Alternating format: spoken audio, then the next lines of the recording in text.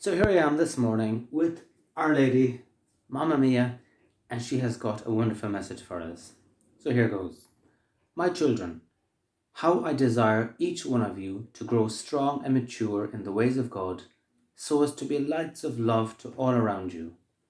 Imagine, my children, if you lived in the time of Jesus, as he was performing miracles, and if you wanted to learn more about him. What better person to ask than me, his mother, who miraculously conceived him and loved him for his entire adult life. And now, my children, that I am in heaven with Jesus, can you even begin to imagine how much more I know and understand about the ways of God? This, my children, is why I am here to mother you and to grow you into true apostles of love, with faith like the martyrs who have gone before you. My children, to grow strong, you must pray a lot and devote yourselves as much as you can to activities of the Spirit. You must decide for God, and this will mean making certain sacrifices of your time, activities, and friends. Yes, my children, you must not be afraid to be set apart from the crowd, as I lead you and guide you and love you. Once again, I point you to the lives of the saints, so that you may be inspired by their example and behave similarly in your own lives. Pray, pray, pray, my children. Well, if Our Lady isn't for us, then who else is? Can't we see? Our Lady is there. She's our number one supporter that wants us to grow strong, to be apostles of love, to become saints. And she's there and she's begging us to listen to her. She starts off by saying, imagine if we lived in the time of Jesus and there was this Jesus fella and he was walking around the place performing miracles and all sorts of stuff, and we wanted to know a bit more about him. We might say, well, where does he come from? Who knows him?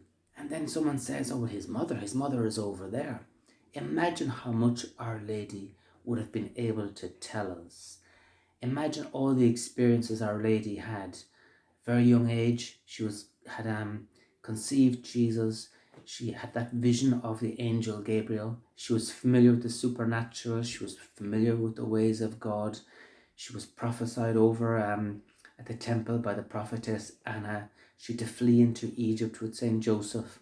Not to mention 30 years, or how many years, 20 maybe years more, of life with Jesus that we know very little about. So imagine how much Our Lady knew at that time.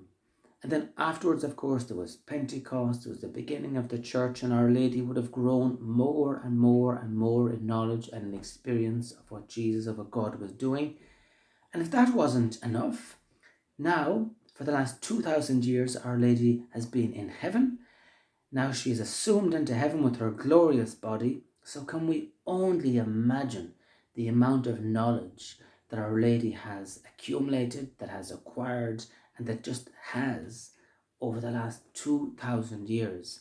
And imagine that she is there with us now.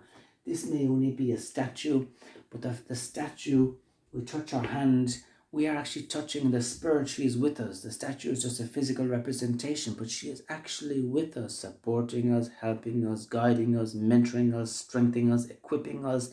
She is there. She's like one of these super moms you see on American TV. She's our super mom for heaven. And so this is why she's here, to mother you, to grow you into true apostles of love. And sometimes we hear, oh, to mother us, and we think, oh gosh, get away from me, I've enough of that. But no, when Our Lady says mother us, it's mother us into becoming true apostles of love, so that we will have faith like the martyrs who gave their lives. So sometimes we hear to be mothered and has negative connotations, like, to be overprotected, to be mollycoddled, as they say, to be kind of spoilt. Our Lady, that's not at all. Our Lady wants to grow us into true men and women of faith. And if that means giving our lives and fighting for Jesus and shedding our blood, well, then so be it. So Our Lady's version of spiritual motherhood and mothering us is to empower us, is to strengthen us so that we can be ourselves and we can be blasting full of the love and life of God, basically. So then she goes on to say, to grow strong, though, because she wants us to grow strong, you must pray and you must devote yourselves as much as you can to activities of the Spirit. So what are activities of the Spirit? Well, there are things like reading spiritual books, There are things like obviously prayer as well, fellowship, sharing, evangelization, all these type of things. So you've heard before, you are what you eat. Well, in spiritual terms as well, it's true. We have to be very careful what we eat with our senses, what we look at, what we hear, what all these type of things, what we say, who we talk to. So these are sort of the things that can bring us up spiritually or bring us down spiritually. And so Our Lady, she says she wants us to grow strong. And so in order to grow strong, we need to devote ourselves as much as possible to things of the Spirit and to surround ourselves as much as possible as well by people who have a zeal for God and who have got God in their hearts and God on their minds. And then she said you must decide for God, and that would mean making certain sacrifices of your time and friends. Well, what does she mean by that? Well, suppose tomorrow, I don't know, you want to be an Olympic swimmer tomorrow, you want to be a gymnast tomorrow, you want to be a great singer tomorrow, you're going to have to devote time to the training. You won't be able to go out with your friends as much as you did before. You won't be able to eat the things you used to eat before if you want to have a good body and all the rest. It's the same thing with spirituality. If Our Lady is calling us to prayer, if she wants, and if we want to grow strong in spirit, we're going to have to devote time to prayer. And that will mean that we're going to have less time for some other things. And yes, it's a sacrifice. But like any sacrifice, when we look at the end goal, it's worth it. What could be more worthwhile than growing inside and growing in that strength and maturity and doing the will of Jesus and becoming our authentic selves? Anything else that we spend our time on that doesn't achieve that, well, then it really is a waste of time in the first place. So she says, yes, my children, you must not be afraid to be set apart from the crowd as I lead you and guide you and love you. So in other words, you're going to have to, if you want to follow Jesus and you want to grow strong spiritually, don't follow the crowd, because the crowd is usually just mediocre, goes nowhere.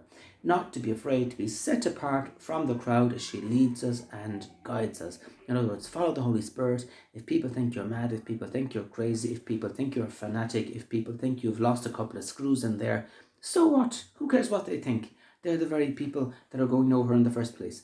So, eyes focused on Jesus. Then it goes, once again, she says, I point you to the lives of the saints, so that you may be inspired by their example and behave similarly in your own lives. So in other words, reading the lives of the saints isn't just for entertainment, just like watching a movie like Superman. No, reading the lives of the saints is about being inspired, but also it's about asking the Holy Spirit to do something similar in our lives. And I say, what can I learn from that? What gifts have I got that I can put into action? What is God asking of me to do? And we can also ask the saints, give us the grace to surrender, give us the grace to love, give us the courage to let go, give us the courage to change our lives, give us the courage to break free of the system or whatever. So let us be inspired by the saints, also the saints who are good at preaching, teaching, evangelization. A lot of the saints had an awful lot of mystical gifts and charisms and give us great insights into the spiritual world. Again, it's not for entertainment, it's so that we can learn. It's so that our hearts can become more convicted, so we can become more on fire, and so we can even have more love for Jesus and Mary in our own lives, and more conviction as well, and as a result of that, more joy. And she finishes by saying, pray, pray, pray, my children, pray. Now, prayer is an invitation. Prayer is something wonderful. The more we get to know Jesus, the more we get to know Mary, the more our hearts fill with this love, desire, wisdom, and all the infused wisdom and happiness and joy and all sorts of things of the Holy Spirit. So prayer, sometimes people think, can be boring. It's only boring if you make it boring. But prayer from the heart is not boring at all. In fact, prayer from the heart can be very, very exciting, because Jesus and Mary, they're exciting people to get to know. So on that note, let us say a prayer. Mother Mary, we know that you gave your whole entire life to God, to the Holy Spirit, and we would like to do the same. We ask you to break us free of all the chains that block us. Help us to love Jesus, help us to know Jesus. Break us free of all heaviness, of all depressions, of all anxieties, of all fears. And we ask for a special infusion of the joy of the Holy Spirit, a desire to pray, and a desire to pray with the heart. And I can imagine putting your hand on her hand like that, like this, and just saying, Our Lady, take my hand today, I give you my hand, lead me, guide me, and use me to love and bless others and to bring others closer to Jesus as well. So on that note, have a great day and pray for me too, a sinner.